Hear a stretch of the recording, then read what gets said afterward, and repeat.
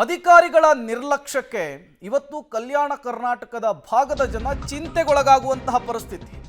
ಕಿತ್ತು ಹೋಗಿದೆ TB ಡ್ಯಾಂನ crust gate. ಸದ್ಯ ಡ್ಯಾಂನ ನೀರು ಖಾಲಿಗೆ ಬೇಕು 4 ರಿಂದ 5 ದಿನ, 1 ವಾರ. 65 ಟಿಎಂಸಿ ನೀರು ಖಾಲಿ ಮಾಡಬೇಕಾದಂತಹ ಅನಿವಾರ್ಯತೆ ಸೃಷ್ಟಿಯಾಗಿದೆ. ನಿತ್ಯ 2 ಲಕ್ಷ ಕ್ಯೂಸೆಕ್ ನೀರನ್ನು ಬಿಡಲಿಕ್ಕೆ ಡ್ಯಾಮ್ ಸಿಬ್ಬಂದಿ ಮುಂದಾಗ್ತಾ ಇದ್ದಾರೆ. ಗೇಟ್ ದುರಸ್ತಿಗೆ 1 ವಾರಕ್ಕೂ ಹೆಚ್ಚು ಸಮಯದ ಅವಶ್ಯಕತೆ ಇದೆ. ಹೈದರಾಬಾದ್ ಮೂಲದ ಕಂಪನಿಯಿಂದ ಹೊಸ ಗೇಟ್ ಅನ್ನು ಅಳವಡಿಸಲಿಕ್ಕೆ ಸಿದ್ಧತೆ. ಈಗಾಗಲೇ ಗೇಟ್ ಡಿಸೈನ್ ಅನ್ನು ಕಳುಹಿಸಿದಾರಂತೆ ಅಧಿಕಾರಿಗಳು. ಹೊಸ ಗೇಟ್ ಅಳವಡಿಕೆಗೆ 1 ವಾರಕ್ಕೂ ಹೆಚ್ಚು ಸಮಯ ಬೇಕು ಅಂತ ಅಂದಾಜಿಸಲಾಗ್ತಾ ಇದೆ. ಅಲ್ಲಿವರೆಗೂ ಕಲ್ಯಾಣ ಕರ್ನಾಟಕ ಭಾಗದ ಜನರ ಕಥೆ ಏನು ಅಂತ. 4 ಜಿಲ್ಲೆಯ ಹಲವು ಗ್ರಾಮಗಳಲ್ಲಿ ಈಗ ಪ್ರವಾಹದ ಆತಂಕ ಒಂದು ಕಡೆ ಮನೆ ಮಾಡಿದೆ.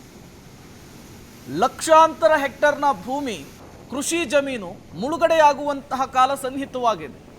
ಇಂತಹ ಸಂದರ್ಭದಲ್ಲಿ ಜನರು ಏನು ಮಾಡಬೇಕು ಅಂತೇಳಿ ಪ್ರಶ್ನೆಯನ್ನು ಮಾಡ್ತಾ ಇದ್ದಾರೆ. ಇದರ ಹೊಣೆಯನ್ನು ಯಾರು ಹೊತ್ಕೋತಾರೆ ಅನ್ನುವಂತಹ ಪ್ರಶ್ನೆ. ಮಾನ್ಯ ಜಲಸಂಪನ್ಮೂಲ ಸಚಿವರಾದಂತಹ DCM DK ಶಿವಕುಮಾರ್ ಅವರು ಈ ಬಗ್ಗೆ ಏನು ಹೇಳ್ತಾರೆ ಅಂತ, ಯಾವ ಕ್ರಮ ತೆಗೆದುಕೊಳ್ತಾರೆ ಅಂತ. 65,000 TMC ನೀರನ್ನು ಖಾಲಿ ಮಾಡಬೇಕು ಅಂದರೆ ಹೊಟ್ಟೆ ಉರಿಯುತ್ತೆ.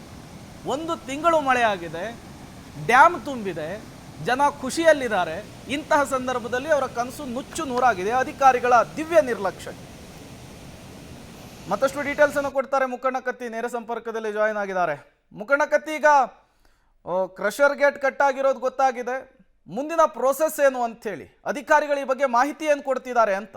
ಅಧಿಕಾರಿಗಳು ನಿನ್ನೆ ಅಂದ್ರೆ ಕ್ರಸ್ಟ್ ಗೇಟ್ ಕಟ್ ಆಗಿದ ತಕ್ಷಣ, ಚೈನ್ ಲಿಂಕ್ ಕಟ್ ಆಗಿದ ತಕ್ಷಣ ಸ್ಥಳಕ್ಕೆ ಭೇಟಿ ನೀಡಿ ಆ ಪರಿಶೀಲನೆ ಮಾಡಿದ್ದಾರೆ. ಆದರೆ ಯಾವುದೇ ರೀತಿ ಅಂದರೆ ಮುಂದೆ ಅದು ಪರಿಶೀಲನೆ ಮಾಡಿದ ನಂತರ ಅಂದರೆ ಇಲ್ಲಿ ಯಾವ ರೀತಿ ನುರಿತವಾಗಿರುವಂಥ ಅಧಿಕಾರಿಗಳು ಇಲ್ಲದ ಕಾರಣಕ್ಕಾಗಿ ಮತ್ತೆ ಹೊರಗಡೆಯಿಂದ ಅಂದರೆ ಚೆನ್ನೈ ಆಗಿರ್ಬೋದು, ಬೆಂಗಳೂರು ಆಗಿರ್ಬೋದು, ಹೈದರಾಬಾದಿಂದ ನುರಿತವಾಗಿರುವಂಥ ನೀರಾವರಿ ತಜ್ಞರನ್ನು ಕರೆಸಿ, ನೀರಾವರಿ ಅಧಿಕಾರಿಯನ್ನು ಕರೆಸಿ ಅದನ್ನು ಚೈನ್ ಲಿಂಕ್ ಕಟ್ ಆಗಿರೋದನ್ನು ರಿಪೇರಿ ಮಾಡುವಂಥ ಕೆಲಸಕ್ಕೆ ಮುಂದಾಗಿದ್ದಾರೆ ಅಂತ ಹೇಳ್ಬೋದು. ಆದರೆ ಇದು ಮೊದಲೇ ಮಾಡಬೇಕಾಯಿತು. ನೀರಾವರಿ ಅಧಿಕಾರಿಗಳು ಇದ್ದಿದ್ರೆ ಈ ಸಮಸ್ಯೆ ಆಗ್ತಾ ಇರಲಿಲ್ಲ. ಇವತ್ತು ನೀರಾವರಿ ಅಧಿಕಾರಿಗಳು ಇಲ್ಲಾರದ ಕಾರಣಕ್ಕಾಗಿ ತುಂಗಭದ್ರಾ ಜಲಾಶಯಕ್ಕೆ ಇದೊಂದು ದೊಡ್ಡ ಸಮಸ್ಯೆ ಆಗಿದೆ. ಕಳೆದ 2 ವರ್ಷಗಳಿಂದ ಪ್ರಭಾರಿಯಾಗಿರುವಂಥ ಬಸವರಾಜ್ ಅವರು ಯಾವುದೇ ರೀತಿ ನೀರಾವರಿ ಅಧಿಕಾರಿಗಳು ಅಲ್ಲ.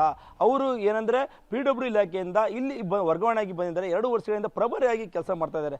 ಅವರು ಯಾವುದೇ ಆದಾದರೆ ನೀರಾವರಿ ಅಧಿಕಾರಿಗಳು ಸರ್ಕಾರ ಯಾವುದೇ ರೀತಿ ಮಾಡಿದ್ನಂದ್ರೆ, ಇಲ್ಲಿ ವರ್ಗಾವಣೆ ಮಾಡಿದ್ನಂದ್ರೆ ಈ ಜಲಾಶಯಕ್ಕೆ ಇಂಥ ದೊಡ್ಡದಾದಂಥ ಸಮಸ್ಯೆ ಆಗಲಿ, ಇಂಥ ಕಂಟಕ ಆಗಲಿ, ಅವಘಡ ಆಗಲಿ ಸಂಭವಿಸ್ತಾ ಇದ್ದಿಲ್ಲ. ಯಾಕಂದರೆ ಬೇಸಿಗೆ ಕಾಲದಲ್ಲಿ ಅಂದರೆ ನಿರ್ವಹಣೆ ಮಾಡ್ತಾ ಇದ್ರು. ಯಾವ ರೀತಿ ಅಂದರೆ ಗೇಟ್ಗಳನ್ನು, ಚೈನ್ ಲಿಂಕ್ಗಳನ್ನ ಯಾವ ರೀತಿ ಸಮಯ ಸಂದರ್ಭ ತಕ್ಕಂತೆ ರಿಪೇರಿಗಳನ್ನು ಮಾಡ್ತಾ ಇದ್ರು. ಯಾವ ರೀತಿ ಆ ಸಮಯದಲ್ಲಿ ಮಾಡಿದರೆ ಇಂಥ ದೊಡ್ಡದಾದಂಥ ಸಮಸ್ಯೆ ಸಂಭವಿಸ್ತಾ ಇದ್ದಿಲ್ಲ. ಇದಕ್ಕೆಲ್ಲ ನೇರವಾಗಿ ಅಧಿಕಾರಿಗಳು ಮತ್ತು ರಾಜ್ಯ ಸರ್ಕಾರ ಕಾರಣ ಅಂತಾನೆ ನೇರವಾಗಿ ರೈತರು ಆಕ್ರೋಶ ವ್ಯಕ್ತಪಡಿಸಿದ್ದಾರೆ.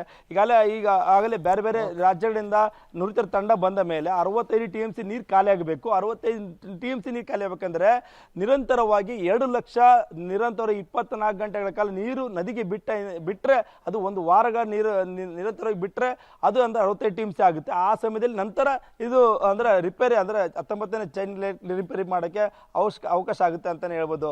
ಪ್ರೇಮ್, ಓಕೆ, ಥ್ಯಾಂಕ್ ಯು ಮುಖಂಡ ಕತ್ತಿ ತಮ್ಮೆಲ್ಲ ಮಾಹಿತಿಗಾಗಿ.